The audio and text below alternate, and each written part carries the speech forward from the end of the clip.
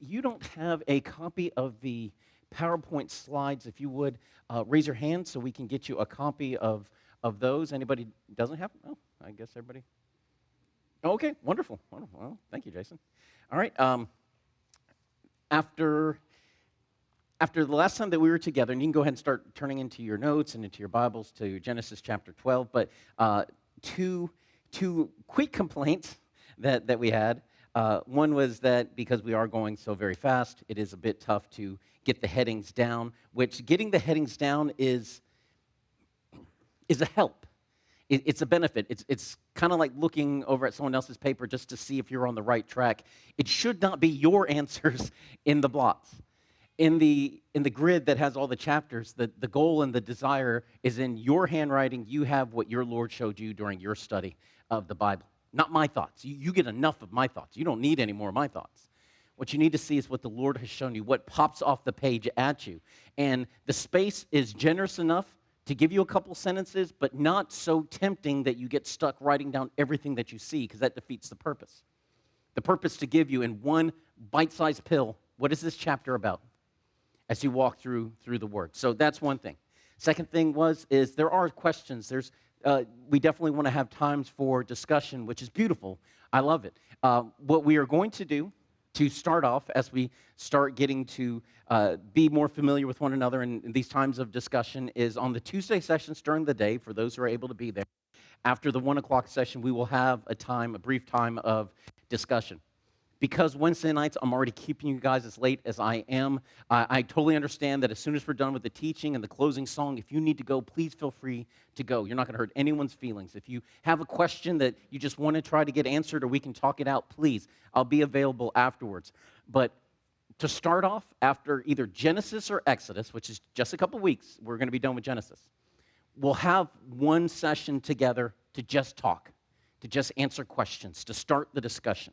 And then eventually we will move that to another night so that we can continue the flow, but we will periodically have these times together, because again, I know how precious your evenings are. I don't want to be disrespectful of it. So we are thinking and looking, and if you have thoughts, please feel free to make your suggestions if you don't mind if I ignore them. So that's the all-purpose rule for that. But Genesis chapter 12, we are jumping right in today with the life of Abraham. So as we start going through today, we immediately open with the call of God to Abraham in chapter 12. What we see here starts the beginning of everything for the nation of Israel. It is a rapid funneling effect within the book of Genesis, because we go from the creation of everything. We rapidly come down to this one particular person, Noah, at the flood. But then it starts to expand again. We see all of mankind starting to spread. And then out of that wickedness, after the Tower of Babel, after the great wickedness and sin of the world, you see God set his eye and his favor on one particular person. And that's what we have with the call of God to Abram right here in chapter 12. In the call of God to Abram, we have what will be the Abrahamic Covenant. And it has one command to Abram: leave your people and your land. That's his part. But then begins the unconditional aspect of the covenant. Now, I want you to notice there's something happening here in chapter 12, and we're going to see something else later on in chapter 15, if my memory is correct. And they're not two separate covenants. What they are is, this is the unconditional covenant. Later on, we're going to see the formal induction of the covenant as God reinforces the idea that this is unconditional. But here at the beginning, all Abram has to do is receive. Just trust God. You leave. And then God does everything else, and we have the 8 I wills of God in this covenant. You leave your land, you leave your people to a land that I will show you. I will make you a great nation. I will bless you. I will make your name great. I will make you a blessing to others. I will bless those who bless you. I will curse those who curse you. And through you, I will bless all the families of the earth. This is the Abrahamic Covenant. Later, what we see in 15 is going to be that formal induction of it, but this is the covenant. So this is the answer to the test if you're asked. But then we see Abram's responses, verses 4 through 9. Abram went forth as the Lord spoke to him. Now, it shows us immediate faithfulness in Abram. We don't know what his relationship was with God prior to the calling. And there is some criticism of Abram that he doesn't go all the way into the promised land on the first go. They go for a while. He takes his wife, he takes his nephew, and he takes his dad, which is really interesting that his dad was willing to go with him in this calling, but his dad still calls some of the shots because they stop in Haran and they don't leave Haran until Terah, his father, is dead. And some go, well, see, that's just a partial obedience of Abram, but we don't know that, and God doesn't criticize him for that. In this, it just shows what's going on. But when Terah passes away and Abram becomes the one sole responsible for calling the shots within the family, they go into the land of Canaan as we understand it to be now. And as they come into Canaan, they go to Shechem. It's the first place they go. He builds an altar there. Now, just for your notes, Shechem is where Joseph will eventually be buried. It is not where any of the patriarchs are buried. That's going to be important. There's a difference between the two. But at Shechem, God declares to Abram that God would give this land you have just now stepped into, now that you have finally fulfilled the faithfulness that I need you to, you stepped into the land, this is what I'm going to give to your descendants. And Abram builds an altar to God. But while he's in the land, along comes a famine, and he decides to leave the land promised to him by God and go down to Egypt. Now, already we see early echoes of something we're going to see with Joseph, right? And famine coming to the land, people having to leave. We're going to see the same thing, a similar dynamic come later on in the life of Ruth, in the book of Ruth. But as he goes down there, he asks his wife Sarai to misrepresent their relationship and to say that she is his sister rather than his wife. And he explains why he does this. He does this out of fear of the Egyptians who will kill him. He believes they're going to kill him because his wife is so beautiful. They'll kill me and they'll just take my wife. So just tell him you're my sister, and she ends up getting taken anyway. And we're going to see the same dynamic later on with Abimelech. And so I don't want to hash too much of the same ground. Our time is pretty precious as we have it tonight. But I want you to understand something that starts here, something that Abraham is going to struggle with, that God will actually have to fight against him regarding. And that is Abram is willing to lower and misrepresent his wife to protect himself. He doesn't do anything against Pharaoh when he comes along and takes her anyway. He doesn't go, you know what, I'm sorry. She's my wife. You can't take her. No, he lets her. And he actually gets rewarded. Pharaoh's going to give him stuff because of Sarai. But then God comes along and he strikes Pharaoh's house with great plagues. And then Pharaoh confronts Abram because of the lie. We don't know how Pharaoh knows, but he just knows. And after he confronts Abram, what he does is he escorts Abram out of the country with a military guard. It's like, I can't even trust you coming back in the land. No, you're leaving. But he doesn't take any of his stuff. He gives him stuff. He gives him animals, and he gives him servants, and maybe, just maybe, one of those servants is Hagar. And perhaps all the things that are going to happen later on is because of this sin here. Not because Abram went to Egypt, but because Abram lied about who his wife was. In chapter 13, we have this very heartbreaking moment between Abram and Lot. Lot was his nephew. His father had passed away, so he took Lot into his house, and he takes him into the promised land. And God continues to bless and bless and bless, and we're told that they are so wealthy and they had so much that they could not both remain in the land. The land simply could not support the giant flocks of these two, and there was starting to be strife, not between Abram and Lot, but between the two shepherds. And there's almost this idea that Abram knew that Lot was going to go on the side of his guides and not his uncle. So he tells them, let there be no strife between us. Now remember, he's the older. If he wanted to, he can call all the shots. The only reason you're here with me and you're getting blessed, But what he does, amazingly, is Abram gives Lot the power of choice. Abram's the older. Lot's allowed to choose. Lot has the choice of the whole land and can choose the best for himself. And Lot chose to choose what appeared to be the best for himself. And even though Lot is going to be called righteous in 2 Peter, a label we really struggle with when you know the life of Lot. Here, it does not appear that Lot considers Abram in the decision one way or the other. He doesn't pick the best for himself, and as long as there's something really good for Abram. He doesn't pick the best for himself and the worst for Abram. And he definitely doesn't pick the worst for himself and the best for Abram. What he does is he picks the best for himself and he just leaves. Lot settled near Sodom in verse 12. And there's this foreshadowing present in the passage, because when we're told about Sodom that it was well watered before the Lord destroyed Sodom and Gomorrah, verse 10, and that Sodom was exceedingly wicked, verse 13. It appears, as Moses is writing this down, as Lot is looking out there, their wickedness was already known. It was a beautiful land, prime real estate. but it was filled to the brim with wickedness. And Lot looked at the lushness, and he ignored the wickedness. Lot leaves, and then God comes to Abram specifically after Lot separated from him. And he tells Abram to look in all directions, because all the land that he sees will be given to his descendants. Now, this is a repeat of the covenant from chapter 12. It's not a new covenant. It's a repeat. He's reinforcing it. And again, it's going to be bound by ceremony in chapter 15. But it's an interesting counterpoint to what God tells Abram to do. Because remember what Lot did. He lifts up his eyes and he looks and he sees the bounty of the land. And then God comes along and he has to lift Abram's eyes. It's almost like Abram's just looking down, like he's really bummed. And perhaps this is why God will say so many times to Abram, your descendants, your descendants, your descendants, because Abram was older and Lot was like the son he never had. And now his son said, I don't want to live with you anymore.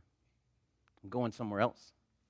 And Abram had to feel so alone in that moment. And God goes, no, remember, look down at the dust. So maybe Lot got the best one and Abram got stuck in the area that was all covered in dirt and dust. And he goes, look at the dust all around you. I'm going to bless you so much. If you could number the dust, you can number the number of kids and descendants that are going to come from you. In chapter 14, now we have this war break out, and it just so happens to impact the area where Lot has gone. It's a war of 4 kings against 5 kings, 4 stronger kings against 5 kings that were actually vassals of one of the 4 kings. They kind of rebel, and so he gets all his buddies, and they go to war, and they win quite easily. We're told that when this war is going on and Lot was taken captive since he was near Sodom, and the king of Sodom was one of the kings that rebelled against their lords, that at the same time Abram was in Mamre. Now, make sure you understand that, Mamre. And you might want to write near the side. This is near Hebron, Hebron, Hebron. Hebron is extremely important to the Jewish people because Hebron is where the patriarchs are buried. Later on, we're going to see this is the only bit of property that Abram will ever own personally in the Promised Land. He's near Mamre, and we're going to be told later that Mamre is where the cave of Machpelah faces. And inside that cave is going to be where the patriarchs are buried. This is going to become a super promise or a special place because in chapter 18, Sarah's going to be promised a baby. It's quite likely she even had the baby near here. So this place matters to the family. But regardless, Abram's at Mamre, a fugitive from the battle comes, and he tells him what's going on. So what Abram does is he takes his own troops. He doesn't go to other areas and he raises an army. He goes to his own house. We're told he raises up 318 trained men who were born in his house, which shows 2 things. One, it shows the size, that you could spare 318 guys who might not come back from battle, and the household will keep running. But 2, this is how long his house has been established. The people that were born in his house are now old enough to be fighting men. And they go and they pursue the armies of the 4 kings. He divides his forces up. They attack the army at night, which is extremely difficult to do in the age before night vision. And as someone who's had to do nighttime maneuvers, I can tell you it is super hard to find your way in the dark. But this is how well trained they are. And Abram's the one leading them. They go and they crush the other armies. They bring back all of the goods, all of the people. That's what we're told. And then on his way back, Abram appears to be greeted by 2 kings at the same time in the Valley of Shavah. It's called the King's Valley. It's a beautiful name for what goes down here because 2 kings are going to come and approach him, and they're listed in verse after verse. The first one that comes to him is the king of Sodom. The second one is the king of Salem, who's named Melchizedek.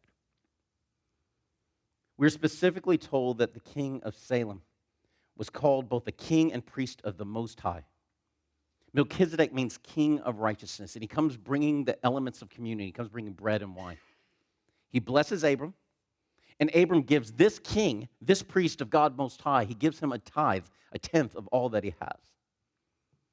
The king of Sodom also comes to him, and he tells Abram, you know what, keep the stuff,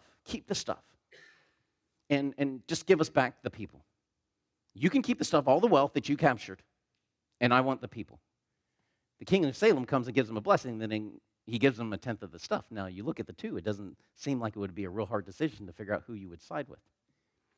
However, Abram understood that there was something different about this king, and Bible scholars believe that what we're seeing here is a pre-incarnate appearance of Jesus, a Christophany in the Old Testament.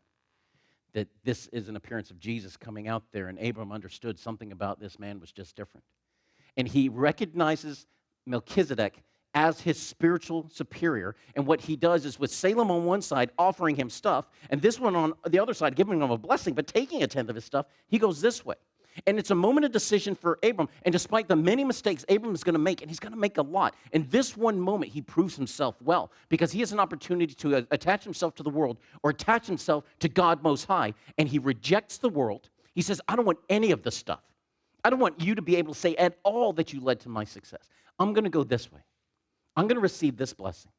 And I'm going to contribute a portion of what I have to this one because I acknowledge that all of my blessings come from God. It's a beautiful moment. Abram actively choosing not to attach himself to the world. And then after that comes chapter 15, where God promises Abram a son.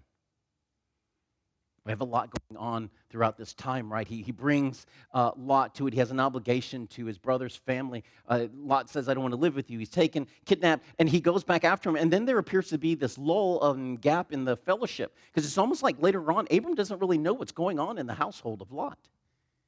But God comes to him in the midst of all of this in verses 1 through 6, and he promises him a son, and he comes to him in a vision. It appears to be a dream, because later on we're going to see the stars out at night. And he comes to Abram, and he goes, I'm going to promise you a great reward.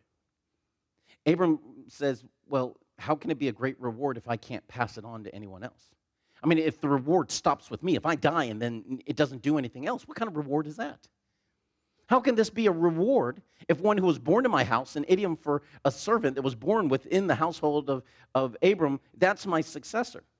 And there's a beautiful, sweet, selfless attitude in the heart of Abram when he talks about this, because he wants a reward that will last.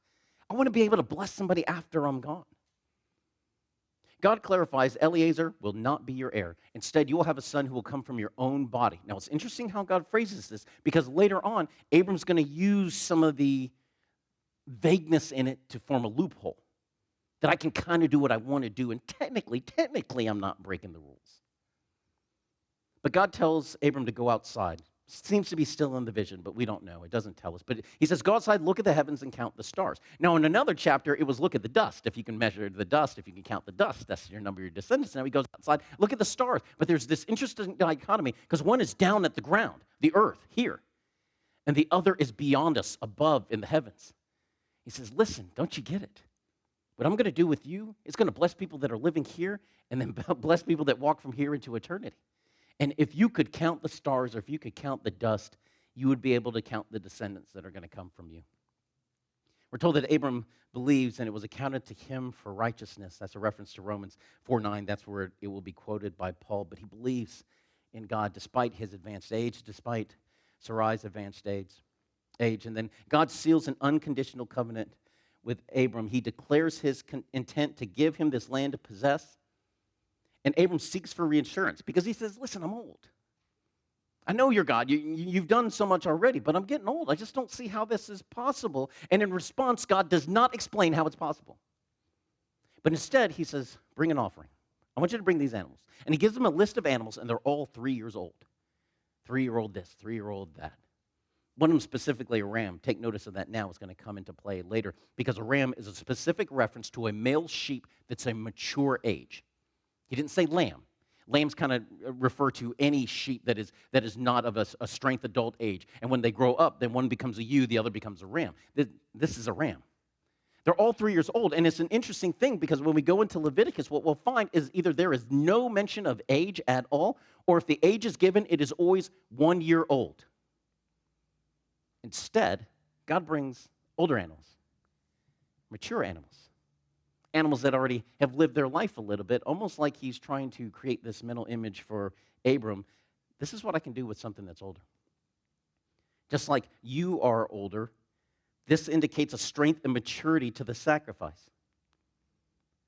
Abram's been at work at this all day. We're told that the sun is going down and he falls into a deep sleep. Apparently, God came to him in the vision during the night. He went through the entire day getting the sacrifice ready. He had to beat off the birds of prey for a while, and then when the sun starts to go down, he falls asleep. He's been at this all day, and he is an older guy, but we're told that it's a troubled sleep. All day long, he's been worrying about this, focused on this, waiting for God to do whatever he's going to do, and it is only when Abram is asleep that God starts to speak to him about the specifics of what's going to happen. But he doesn't reiterate the covenant. That's why this passage is different. It's not a new covenant. It's the explanation of what came before. And he goes, listen, you're going to have descendants. I keep telling you this. But they're going to go to a land that is not this one. They're going to be strangers in a land that is not theirs. So they're not going to be slaves in the land that they will one day possess. Not by his hand. They'll do something later on. They'll eventually get kicked out of the land and they'll go away in bondage. But God does not defile the land that his people are going to inherit. But for 400 years, they're going to be oppressed in another nation. God will eventually judge that nation, but they're going to return to this land that Abram in the fourth generation once the iniquity of the Amorites are complete. If you write in your Bible, make a mark by verse 16. When the iniquity of the Amorites are complete. Now, we have precious little time, but we're going to take a second on this one. This is something that we need to understand as Christians. For all those people that want to talk about how terrible our God is, when he tells Israel to go into a land, a people they have never met, who theoretically have never wronged them, and God says, I want you to kill everybody. You're going to kill women. You're going to kill children. You're going to kill their animals. You're going to kill everything. And it seems heartless. It seems terrible, if not for this verse. Because what this explains is that over the course of 400 years, God is going to be patient with the Amorite people while they do unspeakable evil in the land. When they willingly, lovingly, laughingly sacrifice their own kids for their own personal desires. And when their iniquity has gotten to the point that God must judge, he will use Israel as that judgment. But just because they're his people doesn't mean they're exempt from judgment, because eventually their iniquity will become full as well. And God will use the Babylonians and the Assyrians as the judgment upon his people as well. This shows us the patience of God. 400 years. Our country isn't even that old. Can you imagine being patient with somebody for 400 years while they dip their toe and then their whole body and then they go swimming deep into the sea of wickedness? But he tells them this. And then there's this outside observer now watching what's going on. And we're told when the sun had set, there was something like a smoking oven and a flaming torch. They go walking between the animals. The animals were all split up except for the birds. And so how the covenant was sealed is what you did this in front of witnesses. That's why we have a third party right here talking about what's going on, because this third party is acting as the witness. What God does is he has this double representation of himself, and he goes through the middle. And what the covenant normally was is if you and I were making a covenant, we would put the animal pieces here, we would walk through it together, and then what it would say to the witnesses is that if either of us break our side of the covenant, what happened to the animals needs to happen to us. That's the idea. Only Abram's asleep. God himself walks through the center. And he walks through the center is this image of a smoking oven and a flaming torch, which just so happens to be very familiar because when we get to Exodus, how was God going to guide the people through the wilderness? Through a pillar of cloud and a pillar of fire. Early on, he is already making this declaration to his people about what he's going to do and how he's going to come alongside them. And this is how we know that the covenant is unconditional. This is the formal binding of it. This is why it's before witnesses. This is why there's a third-party view going, I'm seeing this stuff going on from the outside, and you're like, who's watching and writing? It's that additional witness that shows that this is a legally binding, formal covenant that is unconditional. Now, chapter 16, we see the trouble start. Now, it's a good thing the covenant's already unconditional, right? Abram can't mess it up because immediately in the next chapter, Abram starts messing things up. We're told in verse 1 through 3 that Sarai gives Hagar to Abram for the purpose of raising up children. We need to understand they've been in the land for 10 years now. This is not some knee-jerk reaction. She just suddenly woke up one day and said, you know what, I'm not having kids. You can go ahead and take my handmaiden. That's not what's going on. For 10 years, Sarai has been waiting to be a mother. For 10 years, Abram's been getting this promise and nothing for her. And now he's been told, you're going to have a child of your own body. You're going to have a son of your own flesh. And now there becomes this weird loophole. Well, if I give you the handmaid and you have a child with her, then it'll be like my child. And then I can still get in there some way. Sarai's heart must have been extremely heavy to have made this decision. But what I want you to understand now, and understand it very, very well, because we're going to run into this a lot of times as we go through the Bible, that at the time for the culture, this was okay. But what is okay with the culture is not always okay with God. And there are going to be long-term, centuries, and thousands of year problems because of the decision that was made here. Yes, it goes back to that lie, that initial lie about who Sarai was. But just because the culture was fine with it doesn't mean that God is fine with this. And we will see this again and again as we go through the life of Abram. And even though he's called the father of faith, he is not perfect.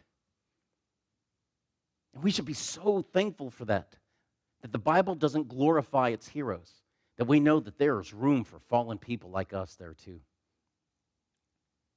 But God doesn't demand our perfection. He meets us in the Ur of the Chaldees just like he did with Abram. But he's not satisfied till he brings us into the promised land either. But Abram's going to have to deal with the turmoil in his house now. Because as soon as Hagar learns that she's conceived, we're told that her mistress was despised in her sight. Now we do need to understand this a bit too. When we look at some of the actions of Sarai, yes, we can definitely say there is a bitterness and a jealousy and there's an anger that should not be there. She should have risen above it, but there's also cause. When Hagar saw that she was bearing Abram's child, she looks down her nose at her mistress. And Abram relents to Sarai's complaint, and he tells Sarai, do whatever you think is best. And Sarai responds by treating Hagar harshly. The word means to oppress in order to make bow down. It's like taking somebody who won't take a knee and grabbing them by their shoulders and forcing them down to the ground. Sarai has this energy of trying to humiliate Hagar. Or you're going to worship me. You're going to bow down to me. You're going to treat me like the mistress I am. And Hagar's response is to flee. And when she is fleeing through the wilderness, she flees in the angel of the Lord, so perhaps another Christophany, and the Lord finds her by a spring of water.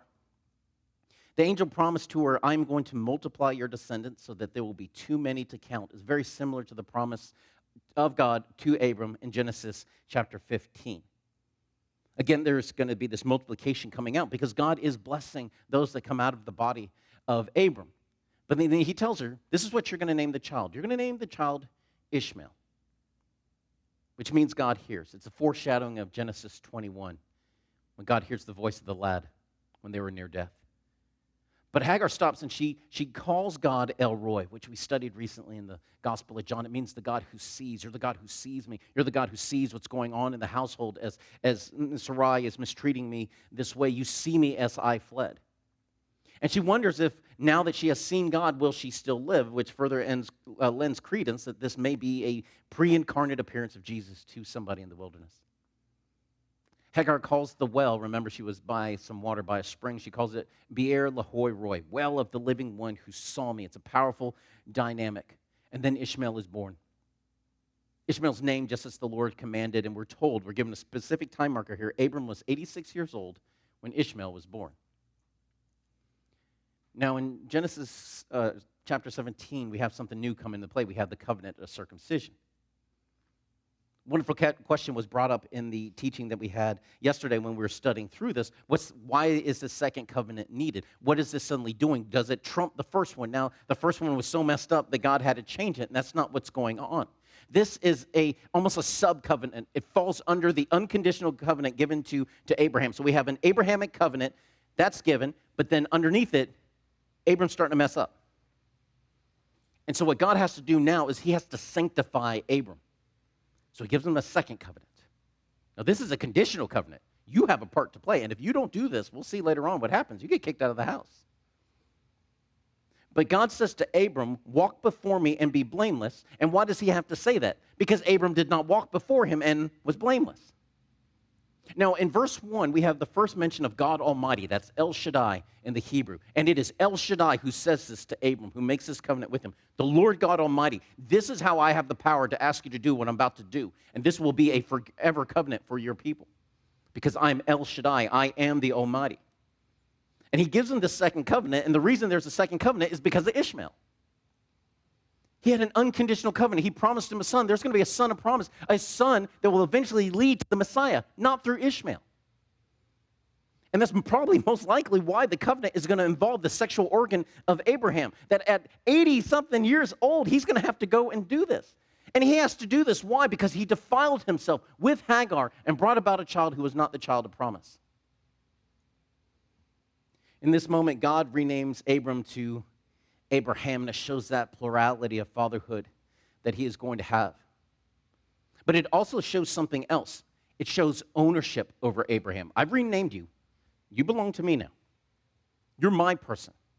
All of this is happening at the same time because Abram was not walking before the Lord and was blameless the way that he was supposed to. God reaffirms his unconditional covenant. And notice this is 13 years after the birth of Ishmael. So we have a very old Abraham going into this covenant and having to be circumcised, and a 13-year-old Ishmael at the same time. Ishmael's going to be old enough to remember what it is that they're about to do to him, but Isaac won't. Because Isaac will be circumcised later on the 8th day. He will have no memory of the pain. But Ishmael does. In any case, Abraham's part of the covenant is to walk before God and be blameless. The sign of the covenant is circumcision, and this was to be a bloody sacrifice of an intimate part of the body that was to be shared by Abram and Sarah alone. After everyone in your house is to be circumcised, because he says everyone in your house is going to be circumcised. Now, all the males, and whatever their ages are, they're about to be circumcised. But hereafter, everyone who's born next, which just so happens to include Isaac, they will be circumcised on the 8th day when it just so happens that the human body's vitamin K levels are at their absolute highest. Vitamin K regulates the body's clotting factor. It means that this little infant, when it has this surgery done to its tiny little body, its body will have the best chance of quickly clotting and protecting that child so that they can continue to grow up. But Abram, he's 99 years old, and Ishmael's 13. Now, this is the beautiful part. This is where you have to really focus on Sarai, never lose her in it. So now Abram has been renamed to Abraham, which is great, so I won't keep messing up his name as we go through. But Sarai gets renamed as well. But the thing is, he gives her the same name, sort of. He goes, you were Sarai, but now you're Sarah. They both mean princess. It's very sweet. But Sarah means princess, but it has a nobility that Sarai does not. Still means princess. Still means that she's royal. But now she's elevated from being this little princess running around, just one of many, to she is the princess. She is the ruling princess. It gives her an authority and place within the covenant that Abraham did not give her of his own free will. It's something he had to be led into. And the renaming of Sarai to Sarah indicates, from God to Abraham, Sarah belongs to the covenant too. It's not just about you. I didn't just call you, did I? I called your whole family. You all came out here. Sarah belongs to the Lord as a specific member of the covenant. And God confirms that Sarah specifically will be the mother of the child of promise. But look what Abraham does in verse 17 through 22. He goes, well, what about Ishmael? We already got Ishmael. Why not just let him grow up before you? Let him be the heir. And he says it without considering at all what he is depriving Sarah of. He is depriving Sarah of the joy and honor of being the mother of Isaac and being a mother at all. Because Abraham goes, well, I already have the kid. What is beautiful here is that God refuses Abraham's request. He just renamed Sarah. He will not be denied from giving a blessing to her just because Abraham still doesn't get it. In the midst of all this, God will not forget about Ishmael, though. He's committed to make him a great nation. He already made a promise to his mother. And this, too, is a child of Abraham. There's a blessing that's going to come to him. But God will not ignore what he has done, and Abraham is faithful regarding the circumcision for him and Ishmael and for their house. Now, in chapter 18, we have another beautiful moment where Abram is just kind of hanging out by the oaks of Mamre. Again, this is near Hebron. Notice how much of this stuff is happening around Hebron. And while he's there underneath the oak trees, likely in the shade, he sees 3 visitors starting to walk by. Now, we assume that he knows somehow or another who this is, that this is the Lord and 2 angels. But we never have that specifically said. But what we do see is Abraham run out to the visitors, and he personally serves them great hospitality. Master, sirs, come aside. Come to my house. He goes and he runs and tells the servant to do something. He tells Sarah to do something, and then he goes and does something else. But they're all actively partaking in this blessing. They are personally serving the Lord and the angels. Well, they're having this moment together, and Abram is there with the guests, which was, again, expected for the culture. God asks, where is Sarah? And Abraham says, well, she's in the tent. God says that he will surely return, same time, next year, and she will have a son by them. Now, the narrator tells us that both Abraham and Sarah were old. They want to make sure we understand this. But beyond that, that Sarah was past the age of childbearing. It may be that the reason that she gave Hagar to Abram all those years ago was because her menstrual cycles had stopped, and she said, well, now there's no hope for me. Take my handmaid. We don't know. That's speculation. But what we do know is that she's sitting there and she goes, now that I'm old and my master is old, am I really going to have the joy of being a mother? God calls her out on this. Remember, she laughs to herself in verse 12, right? She doesn't laugh out loud. She's laughing to herself. And then he says, is anything too difficult for the Lord? But then he reiterates the declaration. This is the patience of God, okay? Just because Abraham had a lot of faults doesn't mean that Sarah was perfect. She had issues too. But God is patient with them both, and he reiterates the declaration, and he gives her firm, mild markers to judge him by. He says, at the appointed time, that's my firm commitment, I will return to you a personal involvement. At this time next year, a clear deadline, and you will have a son and undebatable results. What he gives her is a 4-way test of his character and his reputation. See what it is that I'm going to do for you. And in this moment, in this interchange, God ties his reputation to a specific blessing for who? Sarah, not Abraham. Now, in this moment, God starts having this conversation in his head among the Godhead. We don't know the dynamic. It's very reminiscent to what we see in the beginning of Genesis at the creation of man. But he goes, should I not tell Abraham what's about to happen, seeing that he is going to become the father of many? God reveals to Abraham that he is going to Sodom because there has been this great cry against Sodom. He's going to go to Sodom and see if it's true. But notice what he says. I'm not going to judge Sodom. I'm not going to destroy Sodom. I'm going to go see if the allegation is true. This is a beautiful mile marker. It's going to be a wonderful foretelling of a moment that we'll see in Mark chapter 11 with Jesus. As in that last week, the Passion Week, he is going up to the temple for the second time that he is going to cleanse it. And on the way up there, it tells us that he's hungry and he saw a fig tree. So he went up to the fig tree looking for figs, even though it wasn't the season for figs. And when he sees that there's no figs there, what does he do? He curses the fig tree. Now, it seems mean. You just said it wasn't the season for figs. So why curse the tree? Because we're told that the fig tree had produced leaves. He had to look among the leaves to find the figs. And because it was not the season for figs, this meant if the tree had already bloomed to that point that it was producing leaves but had not produced any fruit, it would not produce any fruit that year. It had bloomed out of cycle. It was going to be fruitless. And because it proclaimed a fruitfulness it did not have, it was cursed, just like the temple that he was about to go up to. But even though Jesus knew what he was going to find on that fig tree, even though he knew what he was going to find in the temple, and God knew what he was going to find in Sodom, he still goes and looks. And he looks personally. He goes and determines. Why? Because of a concept we're going to see over and over again throughout the Bible. Let every matter be established by 2 or more witnesses. And this is how God shows that his righteousness and his judgment is beyond reproof. That he goes the extra mile to see what is right and what is wrong. So Abraham begins to negotiate a little bit with God. He asks him, listen, are you going to sweep away the righteous with the wicked? I mean, you're talking about going there and looking for wickedness, and I know what you're going to find, but let's just say, just for the sake of argument, what if you find 50 people that are great and doing all right? Will you spare the city for 50? And he says, yes, and he goes all the way down to 10, but he stops at 10. If we do the math and kind of read into just a little bit about what's going on with daughters and son-in-laws, it may be that Abraham was counting in his head and goes, okay, Lot's family is about this many people. If I can get him down to 10, Lot's family will be the tipping point and they'll be okay. Except that he doesn't appear to know Lot anymore. He doesn't understand just how fallen that family has become. But Abraham places his wager and God agrees to the standard. And then we have chapter 19. We're told that the Lord hangs back. He sends 2 angels into the city. When they get there, it's later in the day, and they're going to the square.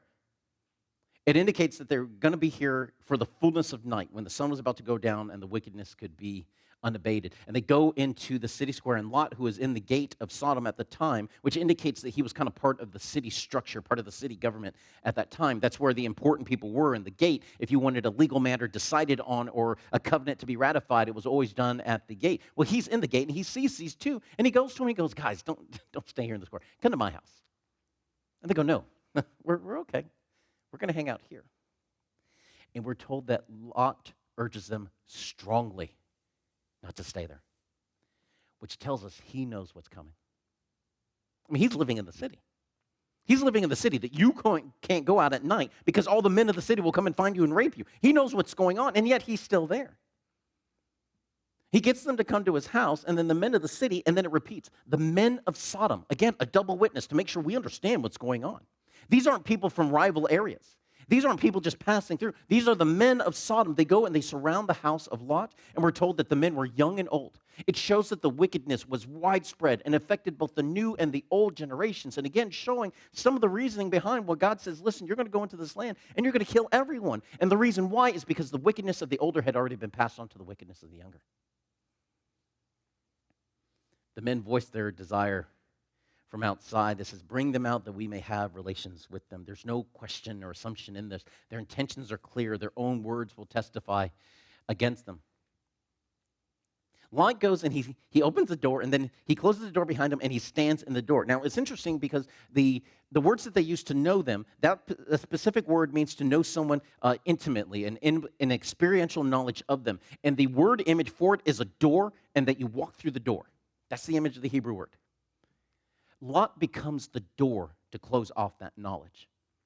It is, in a lot of ways, a very selfless thing that he's doing. He's placing himself at the mercy of the mob in this moment. He closes the door behind him. He now becomes the door, the protection for the people who are inside his house.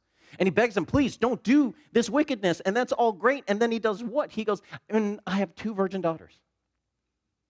And I will give my 2 virgin daughters to you. And you can do what you want to do with them, but don't hurt these 2 that now come into my house.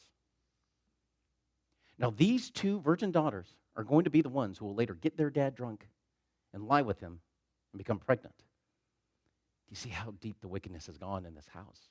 Not because Lot is necessarily leading them into them, but he is not protecting them from it. It is hard to look at something like this, to reconcile this deplorable action with the statement that Lot was righteous. How could someone who could do this be righteous? But we need to understand that in the culture at the time, what he's doing, again, is okay. And he's trying to reach the men using their currency of communication. I'm trying to reach you on your level. I'm trying to talk to you in a way that you'll be reached, in a way that you'll understand. But this is all rejected. And while it in no way excuses what Lot does, it shows us the importance in that culture of bringing someone under the shelter of your home and protecting them, and how little in that culture any of them valued their women. Contrast this to how God treats Sarah in chapter 17, when Abraham would have been satisfied if the blessing of being a mother circumvented Sarah. But God doesn't permit it. Not Abraham doesn't permit it. Not Lot doesn't permit it. God doesn't permit it. Sarah was his, and he was determined to elevate and bless her. And the world just rejects Lot's offer and his authority. And it shows us that the world will never fully accept us unless we condone and join in its wickedness. There's no way that we can stand partially for the light. There can be no compromise in truth. And the men of Sodom threatened to do even worse than just rape Lot. And you're like, what's worse than being raped by the whole town? But he was going to find out. The men of Sodom start to press in hard against Lot with the intention of breaking down the door. And it shows the determination of their people. The angels now have to open the door. They grab Lot. They bring him inside. They slam the door shut. And then the angels strike everyone with blindness. And the guys don't go away. Instead, we're told that they exhaust themselves trying to get inside. Can you imagine the fear that would hit you if all of a sudden you could not see? And yet your wicked desires were so strong that didn't even stop you. This is how deep the city had gone. It didn't deter them. It didn't humble them. They persisted until they were exhausted. And the angels turned to Lot and says, you need to get your family out right now because we're about to destroy it. All night long, we have this episode where Lot's trying to beg his family. His son-in-law is thinking that he's joking. And at dawn, the angels urge Lot, take your wife in. Just take your wife and your 2 daughters. Or they'll be swept away in the punishment of the city. But look how the circle has shrunk. What did Abraham negotiate for? 10. 10 righteous people. We're down to 4, sort of. There's no mention of sons or sons-in-laws. There's no mentions of daughters that had been married. Lot continues to hesitate, so then the angels seize him by the hand. They also grab his wife and the two daughters by the hand. It means none of them were willing to go on their own. And this is why there's two angels, so they can take four people out. And they take all four of them out. They go outside the city. They're told to flee. Don't look back. Lot negotiates this weird thing. Well, don't let me go here. Let me go here instead. And the angels agree, and they tell him to hurry. They can't do anything until Lot is safe, because God will not lose a single righteous person to the judgment of the world, because he is the judge of all the world. He will do right. Now, the sun is risen. We're told before the sun was just starting to break, and they're begging him, like, listen, man, you got to go. But now the sun has risen, and now judgment is coming. Why? Because now there's light on the city. The judgment all happened at night, where God could show them as much grace as possible. But when the light shines on it and you force me to see what's going on, I am going to send judgment. It gives additional understanding to what happens with Jacob when he's wrestling with the man in the middle of the night. And he goes, listen, you need to let me go. The sun's coming up. Because the sun comes up and you see my face and I see you, I am going to judge you. So let me go now so I can continue to show you grace. But the sun has risen, and God sends brimstone and fire to judge the city. And while this judgment is going on, Lot's wife turns around and she becomes a pillar of salt. The Hebrew word for look means to gaze at something intensely. It shows a longing and a study of it. Salt is the biblical image of purity or purification, and therefore God purifies this desire in her. And Abram is somewhere else, but he can see the judgment. And by watching this judgment, he knows there were not 10 righteous people in that city. What has happened to Lot and his family? We don't know if they ever see each other again. There's not a reunion later on. At the end of the chapter, we see that Lot is compromised. His two virgin daughters that he offered to the mob, they get their dad drunk, and on consecutive nights, one night after another, they have sexual relations with him. But even here, we will see God's grace at work, because one of these daughters is going to give birth to Moab, the father of the Moabites, and later on, we will have a very famous Moabitess who will be in the lineage of Jesus, and that would be Ruth. Chapter 20. We have another terrible moment with Abraham lying about who Sarah was. Now, this time they're with Abimelech, and Abimelech is quite possibly just a title of a person, not necessarily their first name. But same dynamic. They're almost 100 years old. Well, Sarah's almost 100 years old, and Abraham lies about who she is. Now, he has left the area around Mamre, around Hebron. We don't know why he's here, but he's in the wilderness. It's the Negev. But he goes here, and Abraham, again, claims that Sarah is his sister, and because of the misrepresentation, Abimelech feels fine to go and take Sarah. Abraham doesn't seem to protest. But this time we have the dynamic for how Abimelech knows what's going on. With Pharaoh, we don't exactly know. We're told that all of a sudden he grabs him and goes, listen, what have you done? But here God comes to Abimelech in a dream, and the first thing that he says to Abimelech is, you're a dead man. You're a dead man because you took a married woman into your home. Abimelech responds, the punishment's not fair. I didn't know she was married. He said she was his sister. And God responds and says, I know that you took her in innocence. But the reason that you did not have relations with Sarah is because I kept you from it. It's not because you were so great. I stopped you from defiling her. And that's the only reason you're not dead yet. But you're going to give her back. And if you refuse, then you and everyone who is in your house will die. Now, this explains why God is so firm with them, because Abimelech might have been woken up from the dream and go, I'm not letting her go back.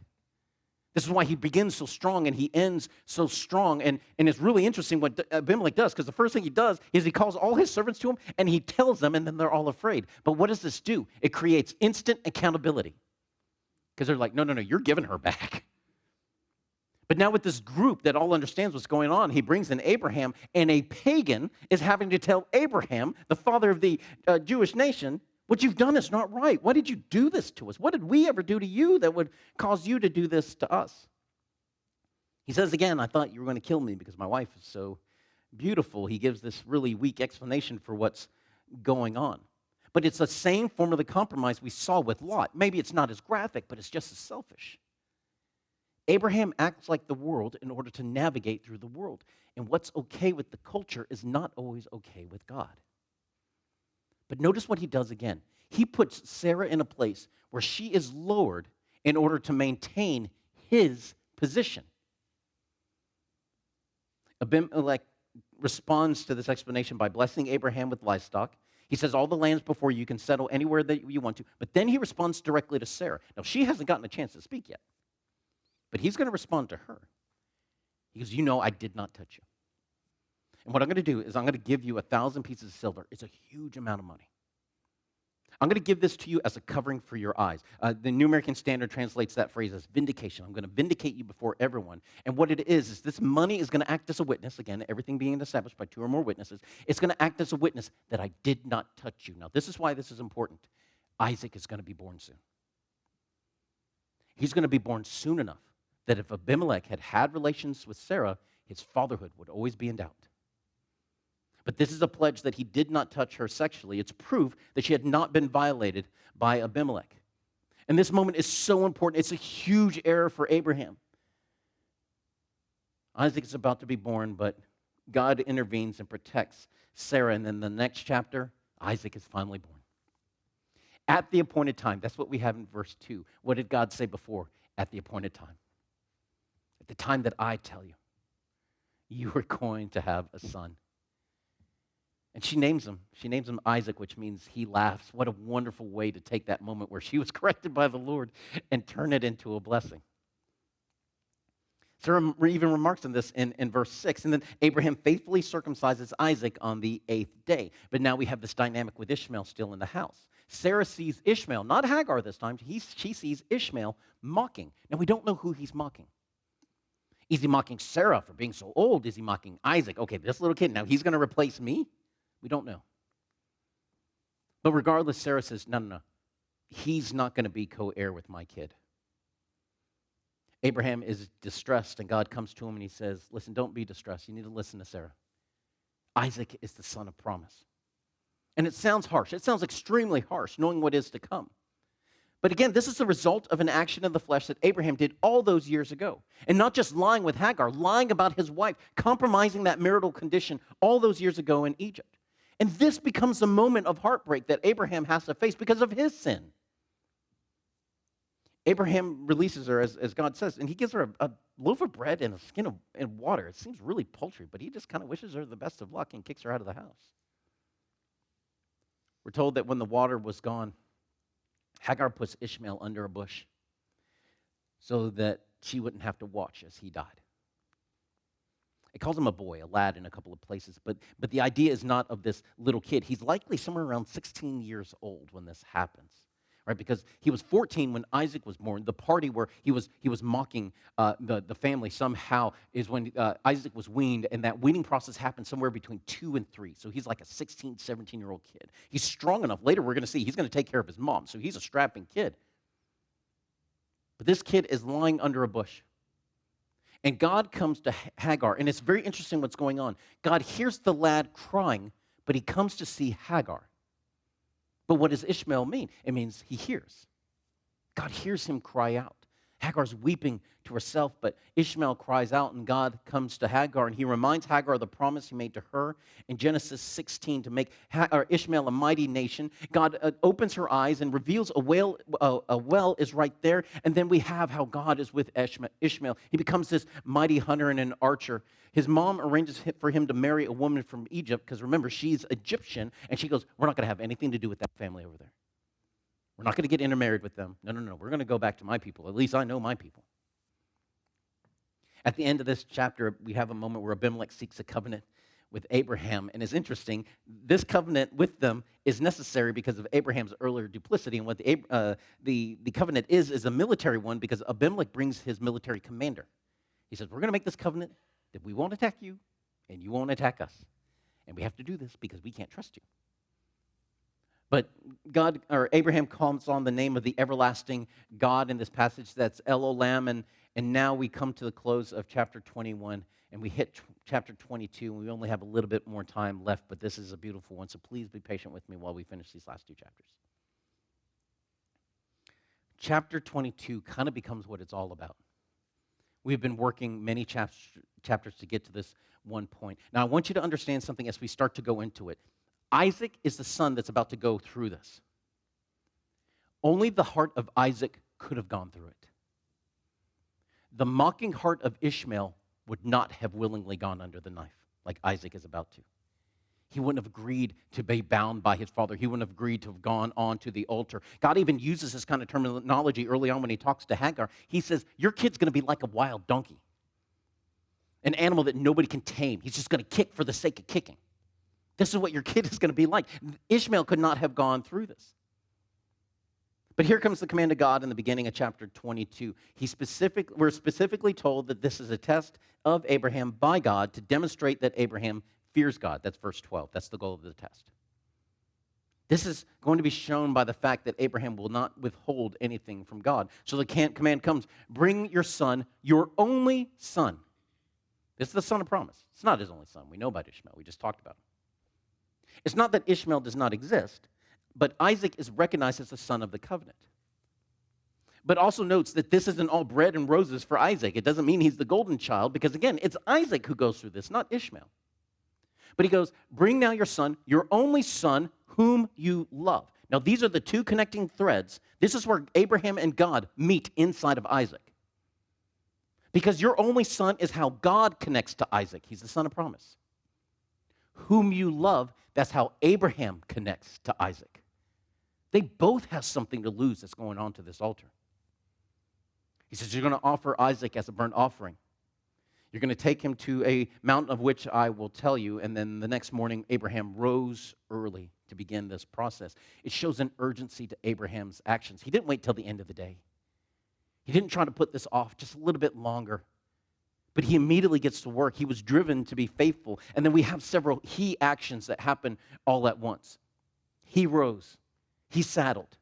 He took his servants and his son. He split the wood. He arose. He went to the place that God told him. And even at over 100 years old, Abraham addresses all of this directly. He doesn't delegate the sacrifice to anyone else. On the third day, we're told that Abraham raises his eyes, right? We have this dynamic happening a lot in Abraham, but it's wonderful. The word that's used, raise up, is the idea of lifting up a weight or a burden. It kind of gives us an idea of what's going on in the heart of Abraham. That his eyes are low, that he's just kind of trudging along, waiting for God to tell him, where's the mountain that you're going to ask him to do this awful, terrible, heart-rending thing. And it adds depth to the idea that for 3 straight days since he received God's command, Isaac has been dead in his mind. He'll be alive and full at the end of this third day, but for the past 3 days, death has hung over Isaac and Abraham's mind. But now that he sees the mountain, he tells the young men that are with him, here, stay here. We're going to take the sacrifice, me and the boy, and we're going to go to the offering site alone. He puts the wood for the altar on Isaac, and Isaac has to carry the wood for his own altar where he will be sacrificed. Abraham takes the knife and the fire. Isaac carries the wood. Now watch the imagery. The son carries the wood for the altar.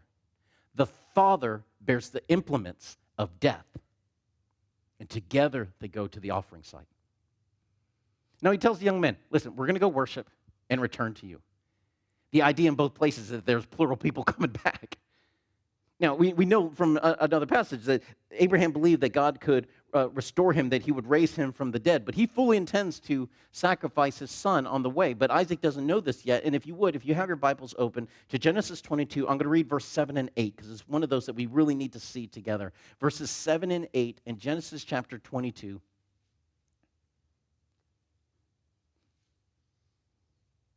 Starting in verse 7, we read that Isaac spoke to Abraham, his father, and said, my father.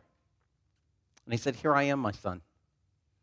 And he said, behold, the fire and the wood, but where is the lamb for the burnt offering? Abraham said, God will provide for himself the lamb for the burnt offering, my son. So the two of them walked on together. The statement by Isaac shows us that Isaac is very familiar with the process for the offering. He's seen his father do it before. He knows normally how this goes. He's seen his father do it in the past. And Abraham responds that God will see to it, or he will take heed of it himself. The word that's translated as provide doesn't mean produce as we think. This is why when sometimes we're praying and we're thinking about that idea of Jehovah Jireh, that he's going to provide for all your needs. That's not what he says. The idea of provide is the idea that God will see to the matter himself. God will handle that. The idea is still that God sees. It's a different kind of see. It's not the same see that we saw with Hagar, with El Roi. This is God seeing to a matter personally. And just like we saw Abraham see to the matter personally, God the Father will see to the matter personally.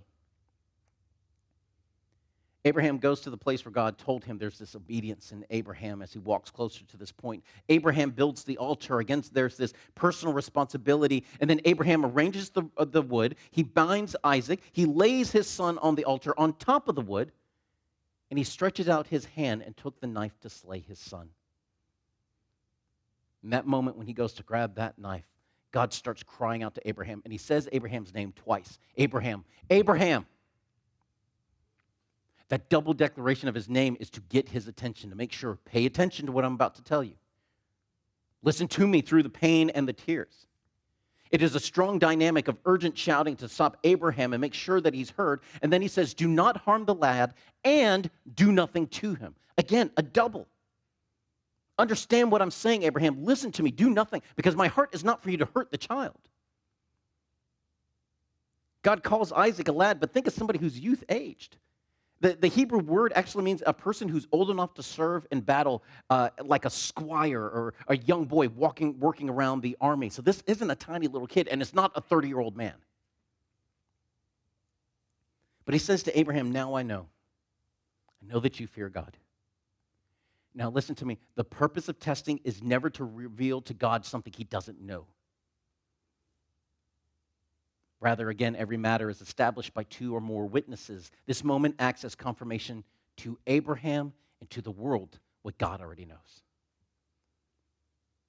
That Abraham fears God and he seeks after his heart, and that he was willing to even lose his son, his only son, if that was the command of God. And now we're told again that as Abraham hears this, he raises his eyes. The exact same words as raised in verse 4. And this time he sees a ram. Remember what we talked about before. A ram is an indication of a male, mature sheep. It's an older one in its strength and maturity, and it's stuck in the thicket and the thorns by its horns.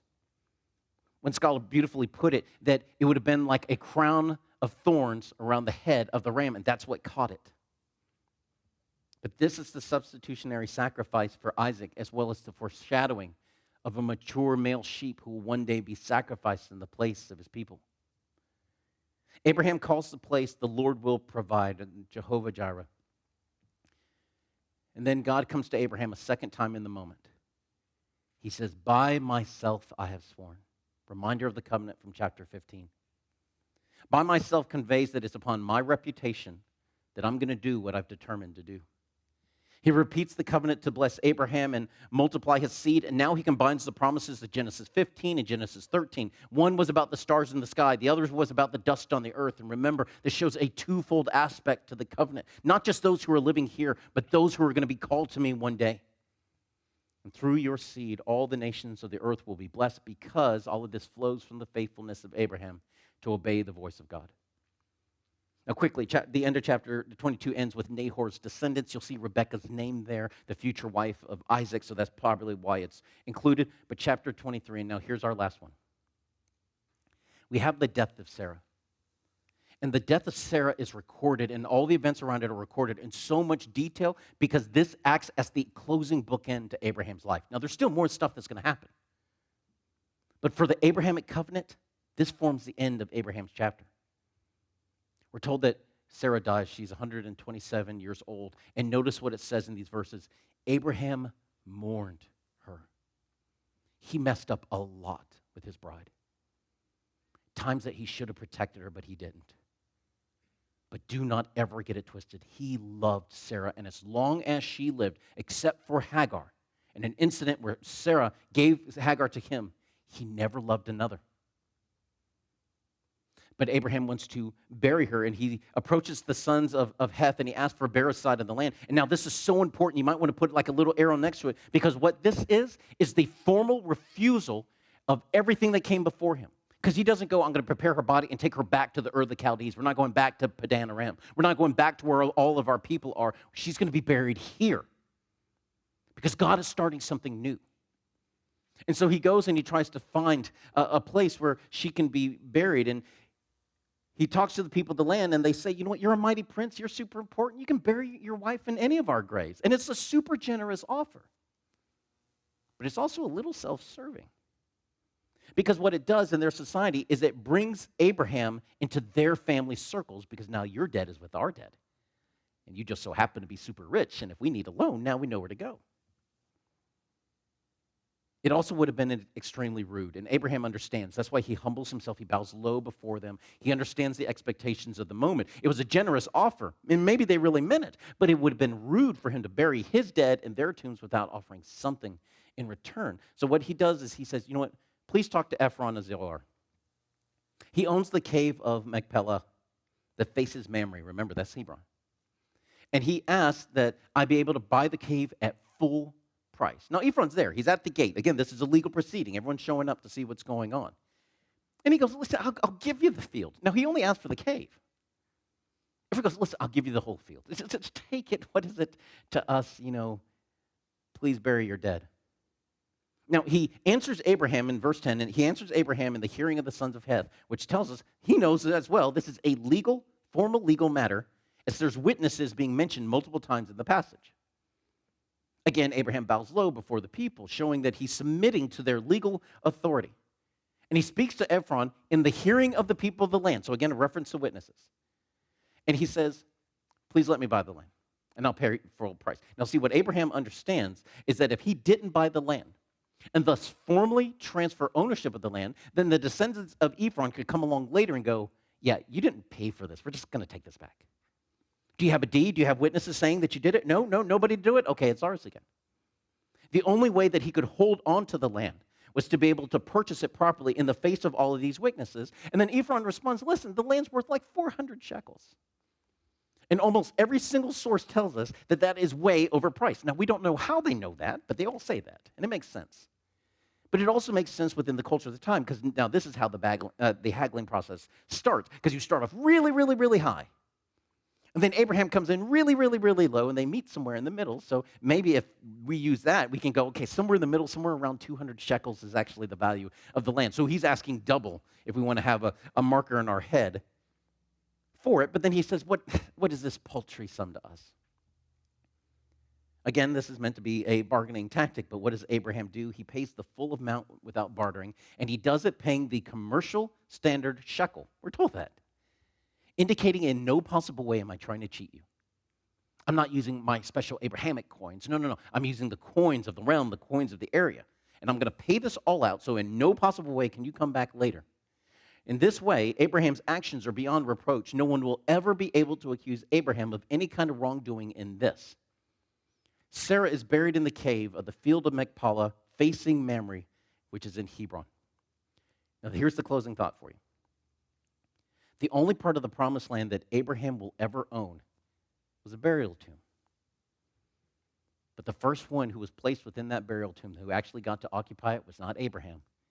It was Sarah. Sarah gets to be the first recipient of the land being theirs. She's the first one to occupy it. Now, homework for next time is to read through chapter 36. We're going to go all the way through the life of Jacob just before the emphasis turns over to Joseph. But I know we went through a lot, and I have kept you guys about 10 minutes past what I hoped to. So we'll go ahead and pray and have a closing song of worship, and we'll go out today. And again, if you need to go, please feel free. If you want to talk or have questions, I'll be available after as well. But Heavenly Father, we love you. Lord, I thank you so much for the absolute brilliance of your word. I thank you for the life of Abraham. Lord, I thank you that it's as sloppy as it is, that you recorded so much of it for us, so we could look at his life with all the bumps and the bruises and go, there is room at the foot of the cross for me. You never asked me to be perfect. You just asked me to be with you, to follow you wherever you go, to seek to be faithful with all of my heart. For you alone are my God, and besides you there is no other. Lord, where else would we go? You alone have the words of eternal life. So we love you, and we seek you, and we run after you, and we beg you, mighty God, in this moment to please be with us. Allow these words, not my words, your words, to find purchase in our heart. You're the only one who can love us the way you do. Lord, be with us. In Jesus' name we pray. Amen. Family, one last song of worship. If you need prayer, I'm always available to you, but